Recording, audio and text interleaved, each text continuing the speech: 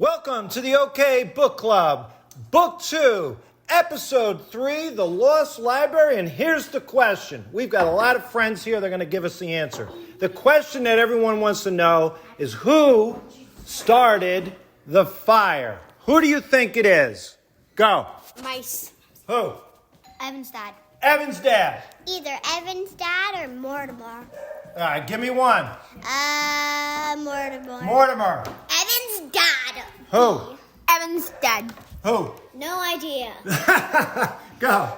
Evan's dad. Evan's dad. All right, we're going to find out, aren't we? And we did find out, didn't we?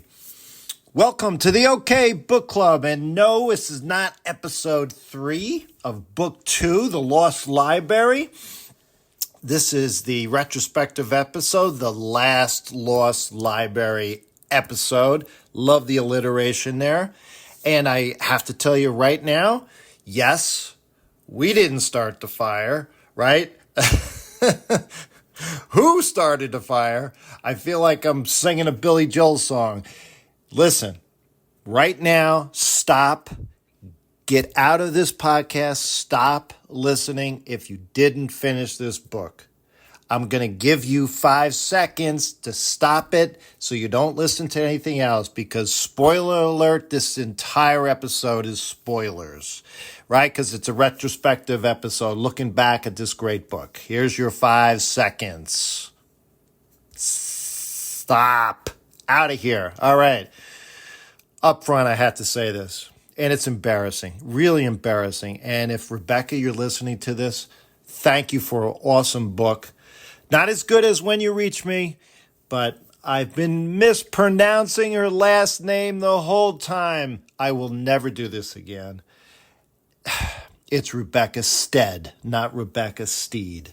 So I apologize. I'm sure, Rebecca, people have been mispronouncing your name for as long as you've had your name. But let's begin to look back all about the Lost Library. Best moments, worst moments, best characters, worst characters, all of our opinions about this book. Like I said, good and bad.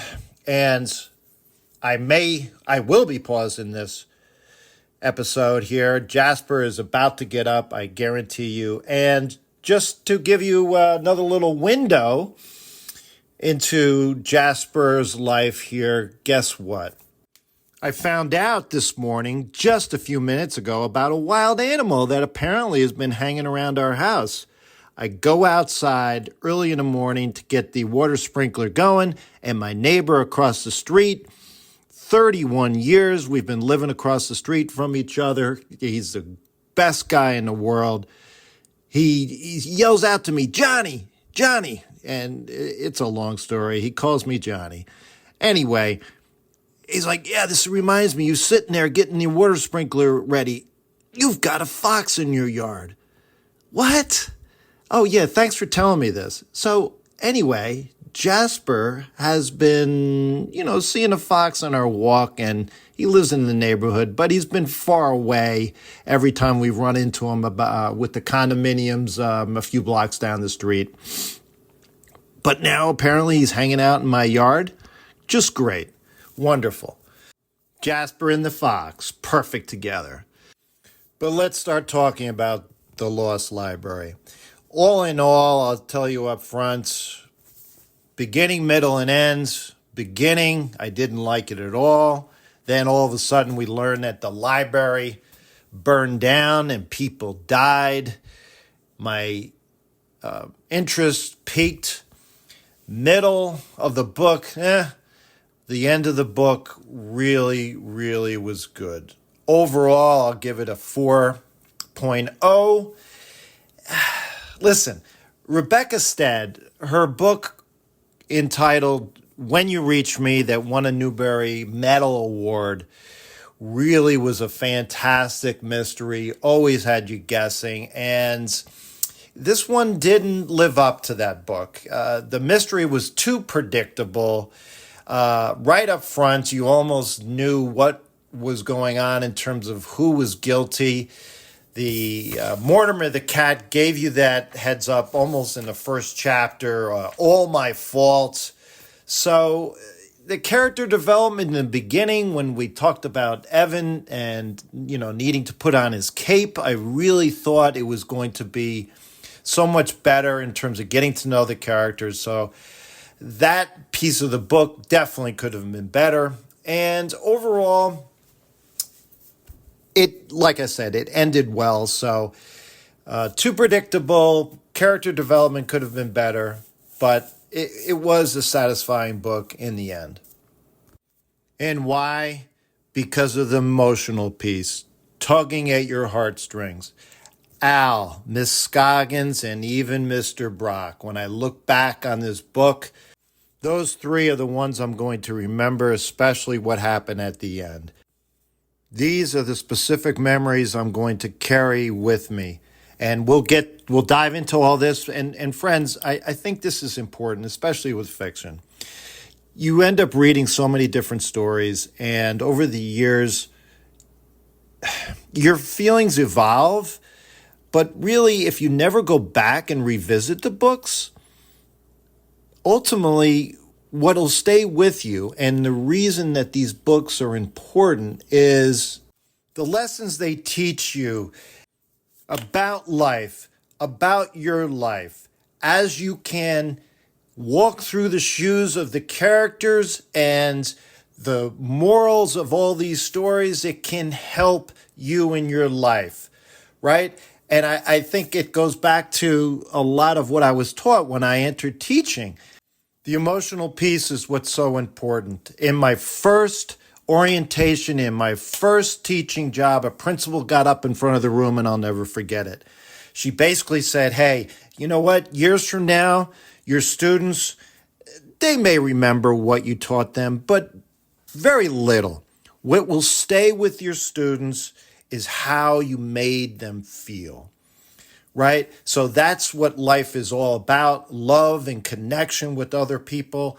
And ultimately, what will stay with you, yes, how the book inspired you, thrilled you, excited you. It was a companion. It spent time with you. But ultimately, what do these great books do? It makes you feel good, and certainly helps us along the way. And one more point here about little free libraries. The basis of this book, right? The title is The Lost Library, and we get it. It was with the library that was burned down, and that's the whole mystery of the book. But ultimately, the joy of this book is being introduced to these little free libraries. And in case you don't know, I've got two in my neighborhood. I actually took one, I looked in one, and sure enough, there was a book in there by Wendy Mass. I've referenced it before, but it was my favorite book that she has written, Jeremy Fink and the Meaning of Life. So I took it home after I was walking Jasper one day. But there's 200,000 of these little free libraries across the world, 128 countries. Apparently 400 million books have been, left and then taken out. In the book, it said, take a book, leave a book, or both. But actually, the quote in all these little libraries across the world is, take a book, share a book. It was all started in 2009 by a gentleman in Hudson, Wisconsin, which is across the Mississippi River from Minneapolis. And it was a shout out to his mother. He built a little tiny replica of a one-room schoolhouse. It was a little box. He put it on a pole in his front yard. And from there, it just grew and grew to what it is today. And it all started because a son wanted to celebrate his mom, who loved reading and loved books, right? So if there's anything that this book is a testament to, is everything about reading, everything about books, and the joy of both. So the Lost Library book. Who started the fire? It wasn't Evan's father. We found out H.G. Higgins was Evan's father. It was the mice. And one student was able to predict this. Yes, Mortimer and Petunia contributed, and ultimately, let's get on to the best moment of the book. The best moments, I'll count down, basically are Mount Rushmore of best moments. Number 4 had to be the Rock of Truth. When Evan confronts his father, "Why won't you talk to me?" Evan started to cry, which he had not expected. And Evan's father basically recounted everything that happened. It was a moment of truth, right? Rock of Truth. Evan's grandmother had named this particular rock in their backyard the Rock of Truth.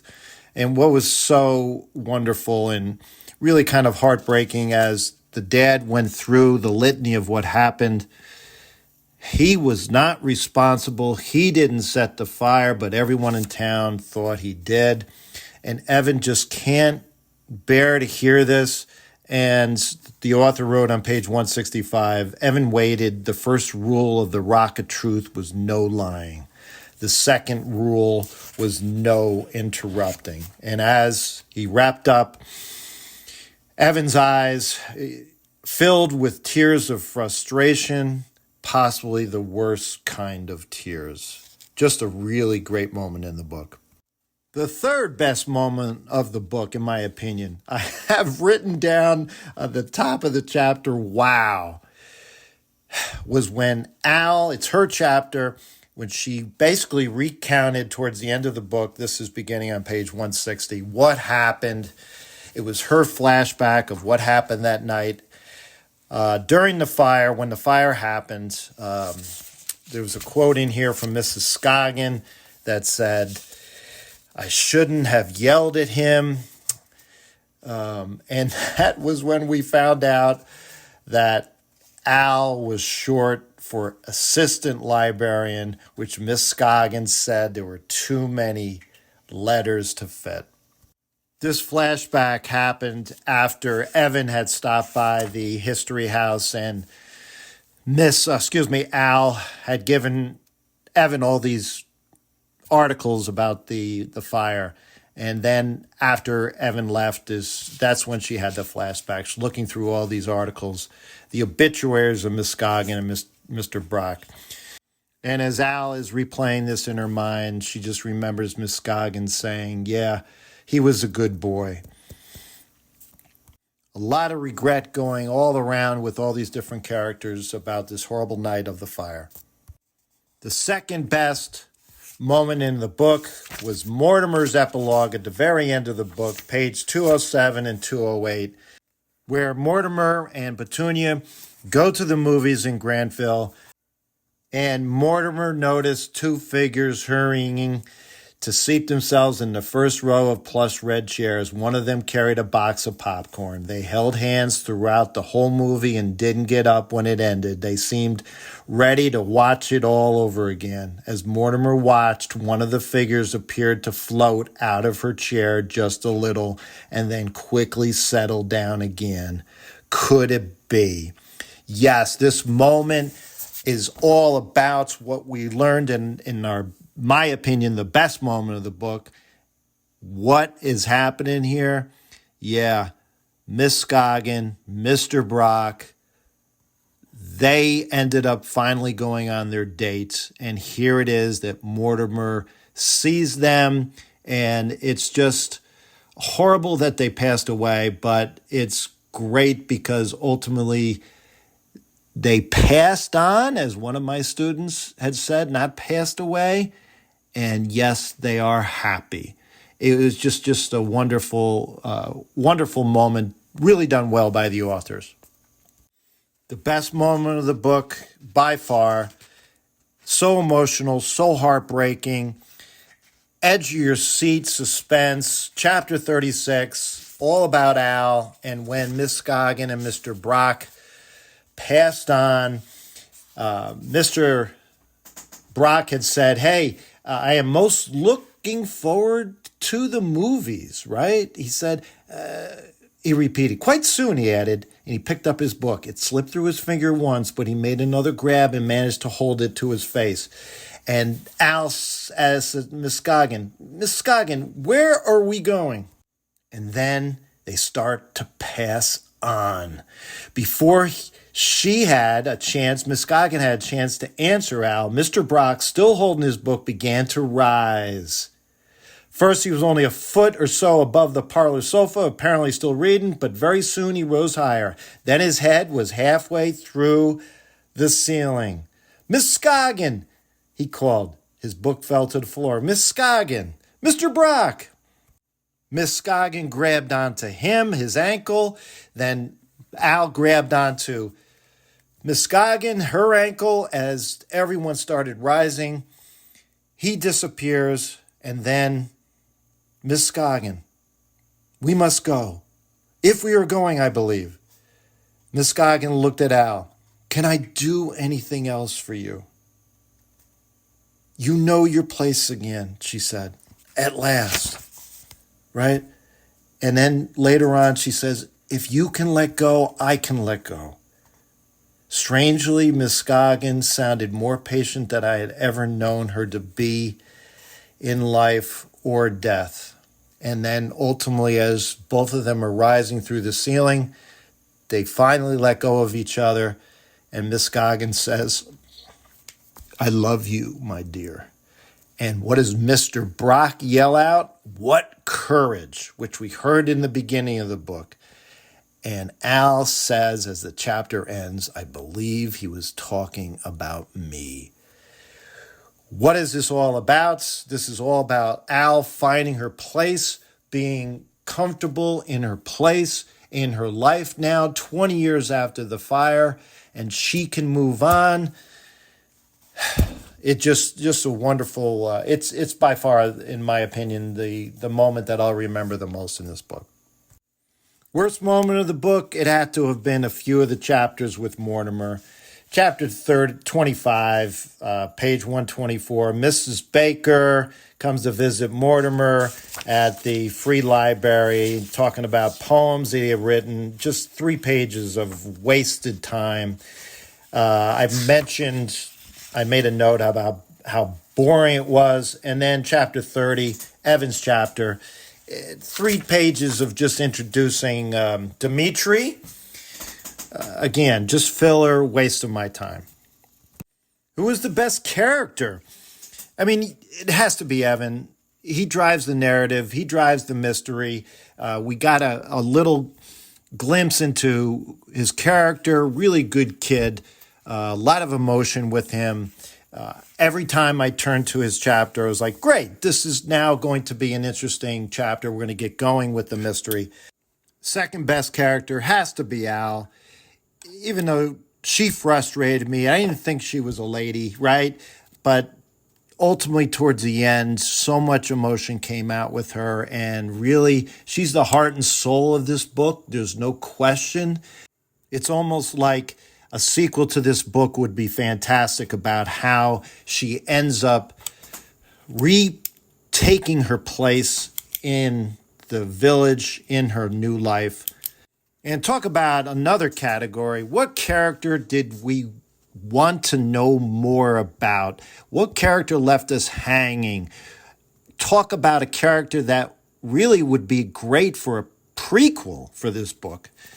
Miss Scoggin. So complicated, so, as we learned throughout the story, right, almost like a bully, really had a lot going on, wouldn't treat people well, but then, frankly, I'm sorry, typical of a lot of librarians that I've come across through different communities throughout New Jersey, just seem to be grumpy old ladies. And again, I'm sorry for the stereotype, but what made Miss Scoggin so fascinating and so interesting that you want to know more about her life is while she would be yelling and raising her voice, at the same time she had so much love as a part of her, and so you really wanted to know more about her. Worst character, my opinion, Mortimer. All right, I get it, but you know what? Ultimately, you had to have some kind of magical element here, along with Al being a ghost. But it just, every time a chapter came up with Mortimer, I was bored. Simple. And this is not the character's fault, but right from the beginning, all my faults. That really bothered me the most, I think, in this entire book. If you were to say the worst quote in the whole book, all my faults, yeah, fine. Give that quote like towards the, in the middle, but not right in the beginning. I already know you've already given away a huge mystery here as to who was responsible for the fire. So Mortimer, in my opinion, was the worst character. New category, best sentence to end a chapter. And it's so simple. And it was the end of chapter 38, Al's chapter. And then for the second time in one day, I heard a knock at the door.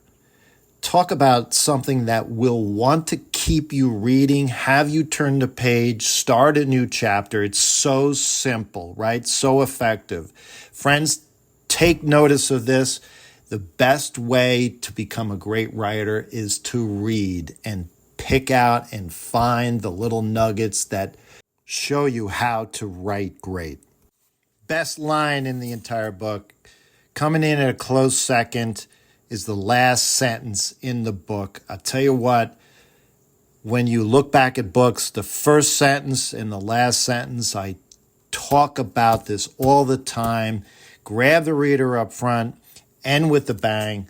And I tell you what, just because this book is one that we read during our book clubs during the summer, what was the last line in the entire book that Al is recounting now that she's in her brand new library, right? It was time for Wednesday book club. And yes, we had the book club on Wednesday nights. I counsel my students so often that great writers, if they're spending a year to write a book, however long they spend, I guarantee you that sometimes it could come right out and it just makes sense, but most of the time, that last sentence, authors will spend a lot of time making sure it's perfect. And that was a great last line. Best line in the whole book, page 185, Al's chapter 36, as she's recounting when Miss Scoggin and Mr. Brock passed on.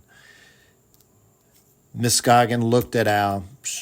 "My dear," she said, "can I do anything else for you?" So much is said in that few words, so emotional. She's basically saying, of course, you are able to now move on yourself, Al, take your place in this world. It's just such an emotional line. I highlighted it, and then later on, 2 pages later, when she's finally saying her goodbye, she says, "I love you, my dear." Right? So I will tell you this, a new category. We've got a lot of new categories. What one line will you remember most from this book that you will carry with you from this book? And it, you know what, can a lot of times be not necessarily what you think is the best line, but I really do believe these 2 words, what courage. I'm going to definitely keep saying that. What courage. And of course, that it was said by Mr. Brock early on in the book. A few times you didn't know what he was talking about, but of course, that's what he said when he moved on. Worst line in the book, page 13. I almost didn't continue with this book, but thankfully, in a ironic twist, it kept me going. But still, the fact that the first 13 pages I felt were just so much of a waste of time. The worst line in the book was, "It will make sense soon." If the author has to write that on page 13, you wasted our time in the first 12 pages. Funniest moment, funniest line in the book, when Evan finds out that, yes, His dad is H.G. Higgins. He's putting two and two together. They're rich. So, we're rich, Dad? And Evan's father comes back and says, quote, we have some money. It wasn't laugh out loud funny, but it just really put a smile on my face. It was a good moment. Best piece of memorabilia from the book. An object that if you had to take or you had to keep from this book, what would it be? I mean, some of the runner-ups clearly would be the pin that says Al, right? Maybe the keys. Clearly, one or both of the books had to be a mystery writer or the book on the mouse, right? But no question, the free library, the actual free library that Al had made, no question, that has to be what you would take from this book. Would you reread this book? This really affects whether, the rating is really up there. And yes and no. You would want to reread it, go back to see all the different clues that you missed. Some of the things that you think are just incidental or just not interesting about all the different foods, the mice going in and out of, not wanting to go in and out of the same hole. Rebecca Steed does a great job with her mysteries in her books, so to go back and find those little nuggets is interesting. So I would say, for the most part, it is a rereadable book. Would the book make a good movie? I really do believe in the good hands of a great movie maker, because there's a lot of magic with the talking cat, let's say, the mice, certainly that play at the end. A good filmmaker could do a great job with this book. I really do hope it is made into a movie, because so much of what Al, that frustrated me with her being a ghost and not being a ghost, I really think a good screenplay, which, friends, is a actual writing of the book that's different for a movie. I really think in good hands that this whole idea about Al being a ghost or not being a ghost. And speaking of that, hot takes. You know what? Here's my hot take. Al shouldn't have been a ghost. This whole idea about a ghost just really, it threw me for a loop. It threw everyone for a loop, I'm sure. You got a good handle on the fact that she wasn't a ghost pretty much early on in the book. So why you needed to go there? It would have been, I think, a lot better in terms of the plot of the book and being interested if we knew that she wasn't a ghost. Because ultimately, Al being a ghost definitely wins the category of being picky and picking out what doesn't make sense in this book. All right, yeah, 20 years, right. 20 years, no one pays attention to her. No one follows up with her. No one knows that she's not around. She just lives apparently as a ghost, right? And it just doesn't make sense. Not realistic, and that did bother me. Best supporting character. As I mentioned before, no question in my mind, Miss Scoggin. She was just so interesting. What character, best supporting character, was a scene stealer? Rafe, I believe, was really interesting, funny, good backstory as to his helicopter parents, and ultimately had a nice ending at the end, and he's the new library intern. Last question, does the book matter? Yes, at the end of the day, it does matter. It's a good little fantasy, good little mystery, good realistic fiction. I've said this often, I think those make the best books, that you have a little bit of each, right? And ultimately, it's a shout out to the joy of books, the joy of reading. They could have dived deeper into that theme. I really do believe they could have done a better job, but ultimately, yeah, it's going to stay with you for a very long time, in my opinion. Please reach out to me at kevmok21@gmail.com. What did I miss in this retrospective episode? What do you agree with? What do you disagree with? I'd love to hear your thoughts. This has been the OK Book Club. Happy reading, my friends.